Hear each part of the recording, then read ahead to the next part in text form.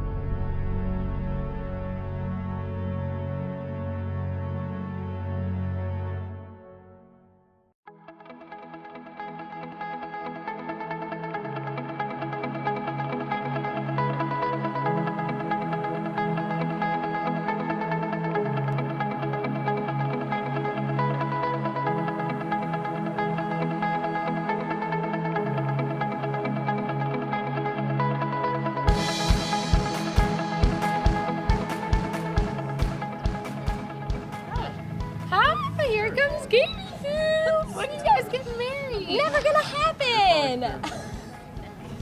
Hey, do you guys still have Alzheimer's?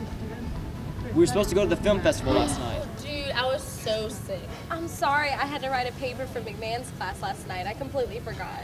Oh, flail hands, McMahon. The one and only. He totally does that. Hey, I'll see you in class. Aren't you gonna be late? Who are you, my mother? Somebody's gotta keep you in line. Oh, Mommy, will you braid my hair and curl my bangs? Now run along now. Oh, sweetheart, you forgot something. Packed you a PB&J, no crust, just like you like it.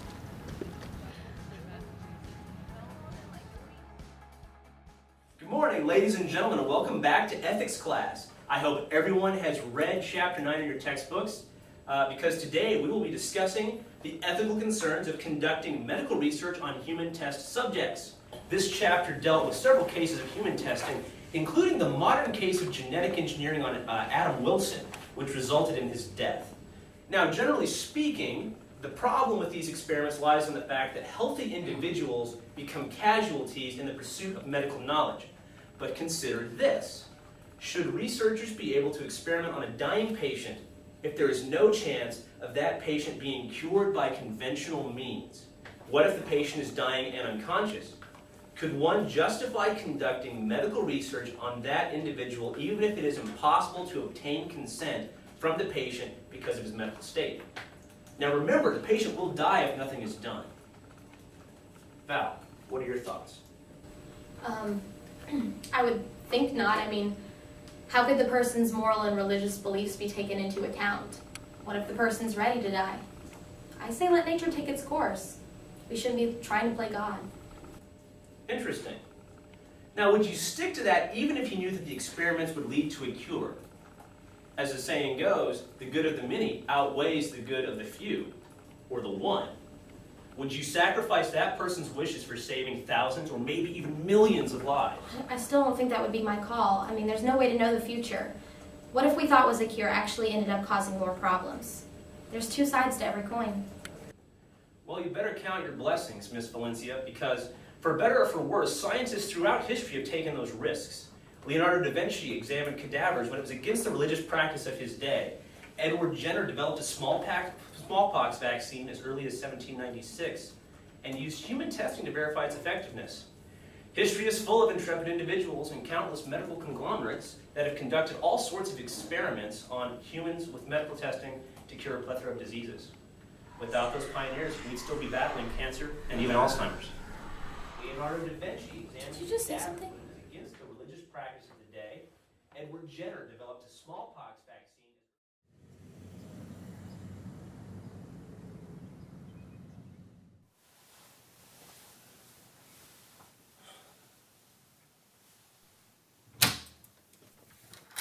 Well, looks like everything checks out, Mr. Briggs.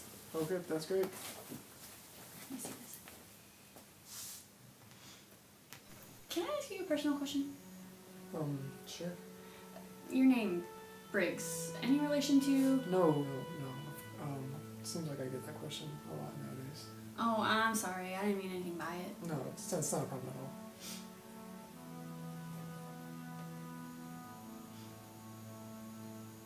So do you give blood very often?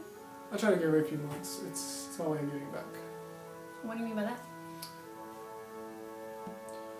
I was a patient with cure for Alzheimer's when the cure came out. The doctor said it would have been a pretty severe case.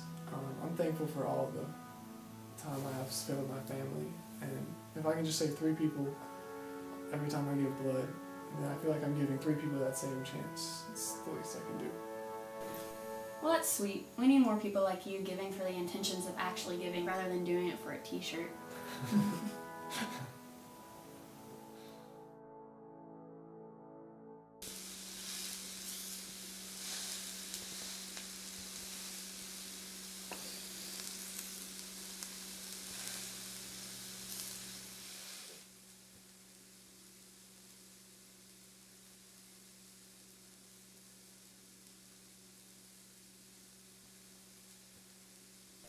Join us tonight at 10 for an exclusive interview with Dr. Alexander Briggs as we congratulate Dr. Briggs on his 10-year anniversary of curing Alzheimer's. I put my entire life into this cure. I'd really like to be remembered as the person that made a real difference in this world.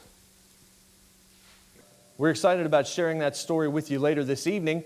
In other news, a homicide was committed tonight in Johansson Park. A young man reportedly murdered his girlfriend by forcing a bundle of firecrackers into her mouth.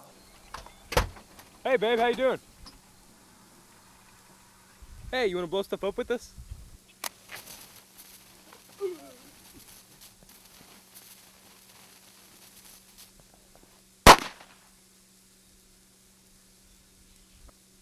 Friends say the couple was very happy, but when you hear Ben Jackson's excuse, you will be shocked. More details tonight at 10.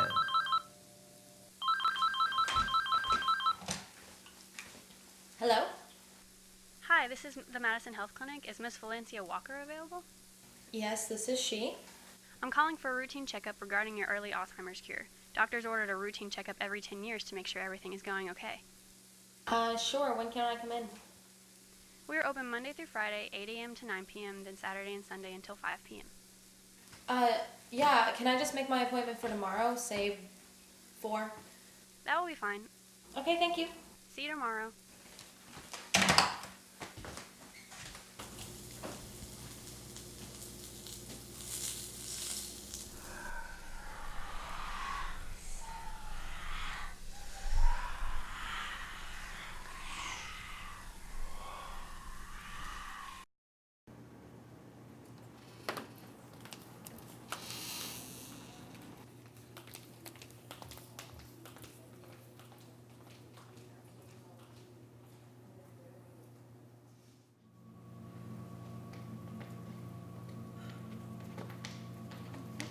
Hey, Mrs. Davis, is Stephanie there? Val, what are you doing here? Is everything okay?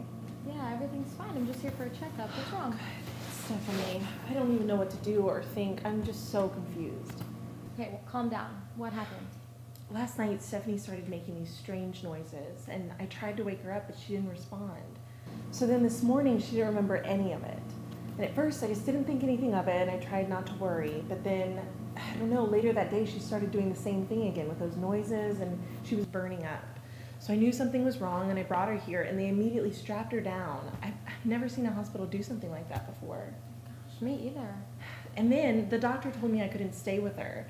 He said that he's seen this before, and what he thinks is happening is that Alzheimer's she was supposed to be cured of is coming back with side effects. Side effects? Yeah, and that's not it. I was standing out there waiting to hear something, and I overheard these two men in suits talking. It sounds to me we should just put a bullet in her head.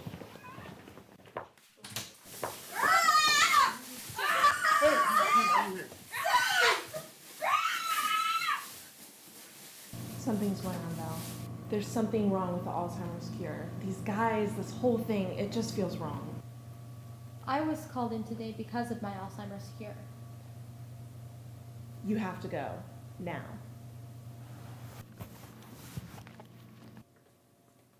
Valencia Walker?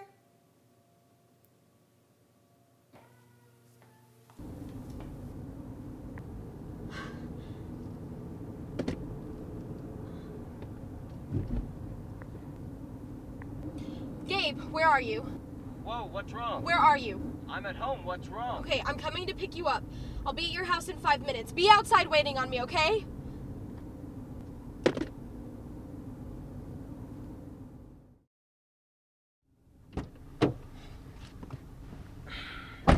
You gonna tell me what's going on? I just went to the hospital and Stephanie was there. Everyone was freaking out. There's something wrong with her. I think they're going to kill her. Wait, what? It's the Alzheimer's treatment. I think it went bad or something. They called me in for no reason. It can't be a coincidence. We were in the same treatment group. What if I've got something too? I've been hearing things, I think, and at first I thought it was nothing, and now I don't know. What are they gonna do to me? Who? The feds, the CDC, whoever took Stephanie. No. They came to my house? Maybe they just want to check you out. I did not get that impression. Where are you going? What if I go back with them and never come back out? I think you're overreacting. You weren't there. You didn't see her mom. Those people, I don't think they're concerned about my well-being, or they would have told me so on the phone. They were baiting me. They called me in for a routine checkup, and there's nothing routine about two guys in black suits showing up at my house. Gabe, they might kill me too. I can't go back. Are you serious? I just have this terrible feeling. I believe you. I guess you'll need a place to hide out until things calm down. I think I know a place. First, let's make a stop.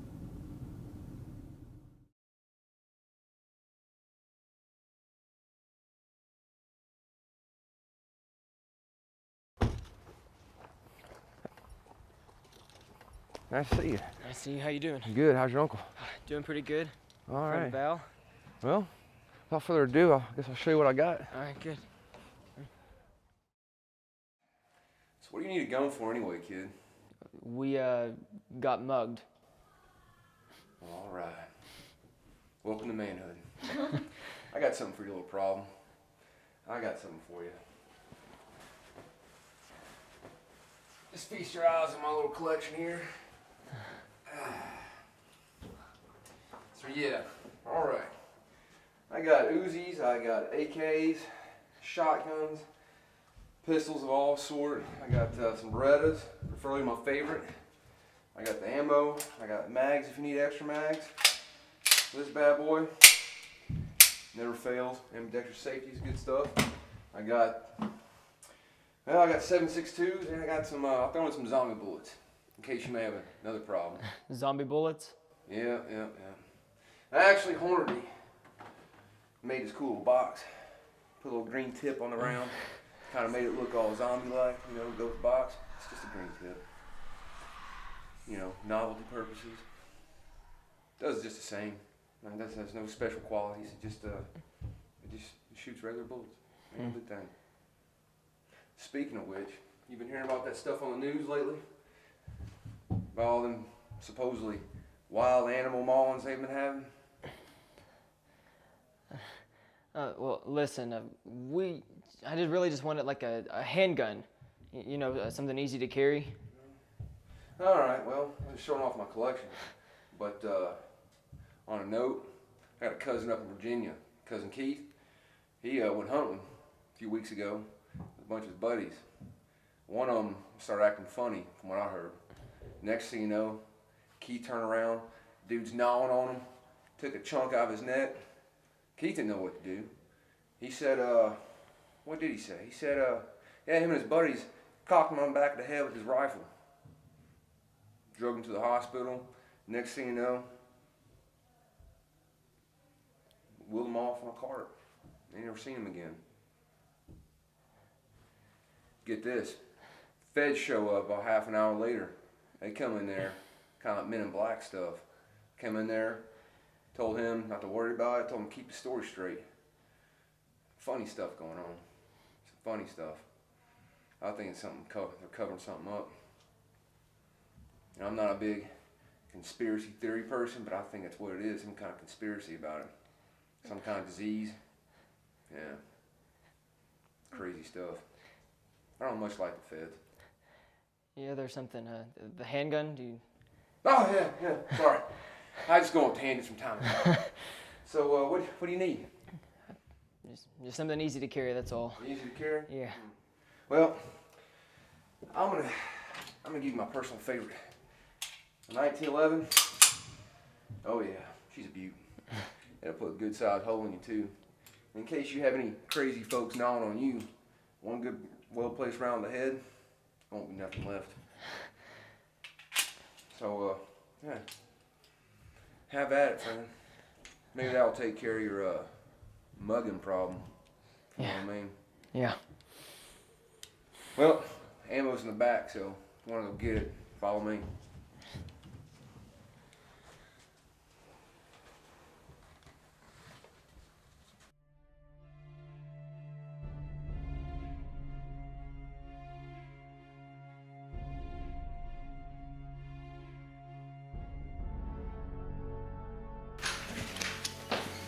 Oh, good. You're still here. They won't let me give blood anymore. Well, that's fine. Every time you give blood, 3 people get infected. They'll never have a clue where this originated.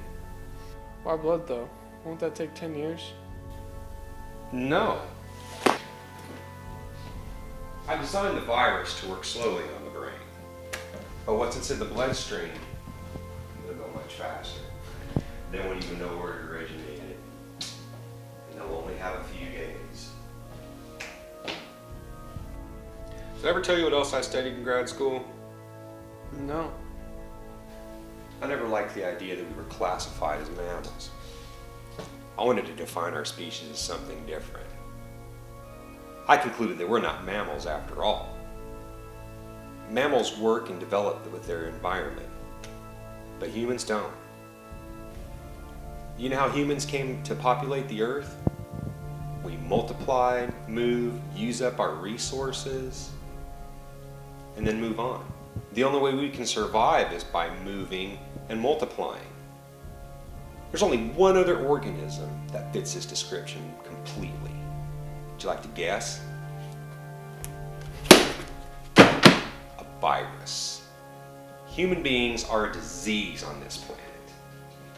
And my plan will show that we're really not perfect. And then the world will be rid of us once again.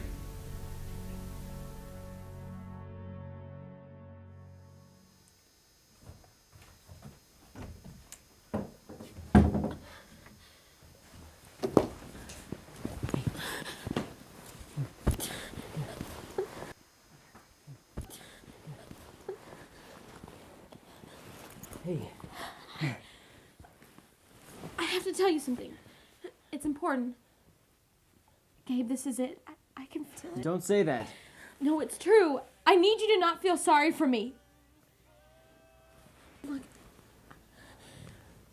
I need you to forget that I'm me. Because I won't be once this takes over. I'm not going to abandon you. Why are you talking like this? I don't want to hurt you.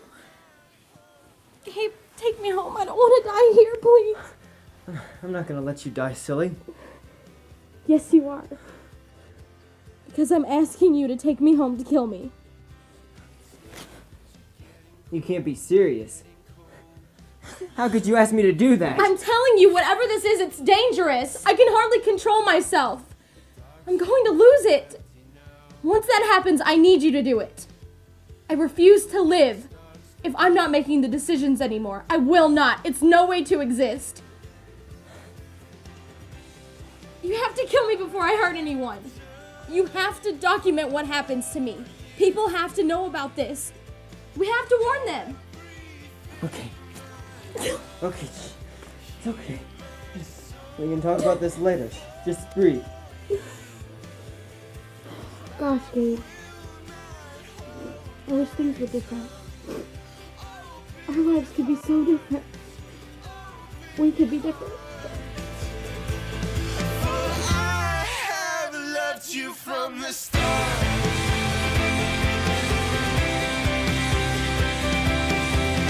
I will never harm you.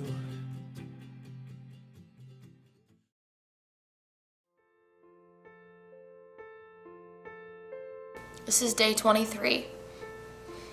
My hair's starting to fall out, and I feel like my body's breaking down.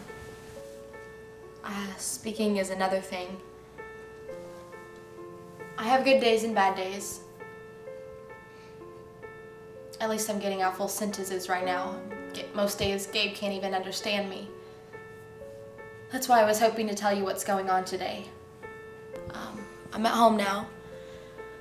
This place is the last place I want to remember. I don't know if I can hold on much longer. My mind is all jumbled. I'll start telling Gabe a story and then completely forget what I was talking about or that I was even talking at all. I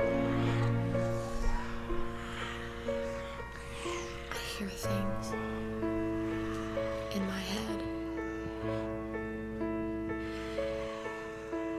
Like something's growling.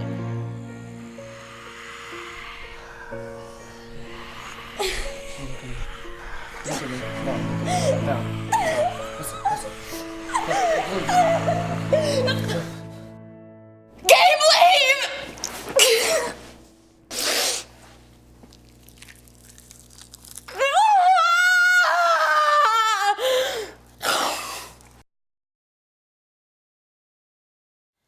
I don't know what this thing is or how it came to be. I can tell you that I think everyone is in danger. It's spreading. This is our generation's terror. Cancer stole our grandparents' time. Alzheimer's stole our parents' memories. But this is stealing our human will. It does everything in its power to make you forget who you are and take control. Well, this is me taking back my will. I will not die a victim of this disease. Just know that at the end of this tape, whatever you see, I've asked Gabe to do it so that I may be free and you can know the truth.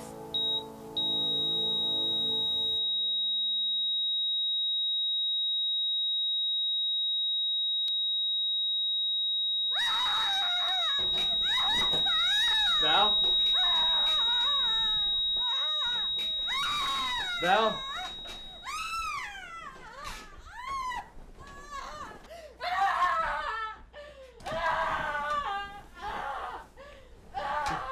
Goodbye, friend.